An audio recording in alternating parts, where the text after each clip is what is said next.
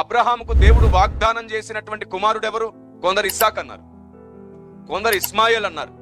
WC అని చెప్తుంది ఇద్దరూ కాదు. దేవుడు అబ్రహాముకు వాగ్దానం చేసింది ఇస్సాకును కాదు, ఇస్మాయిల్ని కాదు.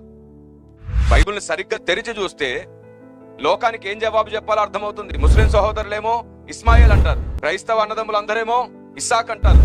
ఈ గొడవపు ముగింపు గలతీ పత్రికలో ఉంది. గలతీలకు రాసిన పత్రిక 3వ అధ్యాయం 16వ వచనం. అబ్రహామునకును అతని సంతానమునకును వాగ్దానములు చేయబడెను, ఆయన అనేకులను గూర్చి అన్నట్లు సంతానములకును అని చెప్పక ఒకని గూర్చి అన్నట్టే నీ సంతానమునకును అనెను. ఆ సంతానము క్రీస్తే. ఇప్పుడు అబ్రహాముకి ఇచ్చిన వాగ్దానం ఎవరు? క్రీస్తు. సంతానాభివృద్ధి కొరకు, వంశాభివృద్ధి కొరకు ఇస్సాకునిచ్చాడు కరెక్టే, గాని అసలు వాగ్దానము క్రీస్తు. క్రీస్తునందున్నవాడే అబ్రహాము కుమారుడు. ఇప్పుడు యూదులకు కూడా సువార్త ఏమిటంటే, మీరు క్రీస్తునందుంటేనే మీరు అబ్రహాము పిల్లలు. క్రీస్తు లేకుండా ఎవరు అబ్రహాము పిల్లలు కారు, ఎవరు వాగ్దాన పుత్రులు కాలేరు. క్రీస్తునందే అందరం వాగ్దాన పుత్రులం అవుతాం.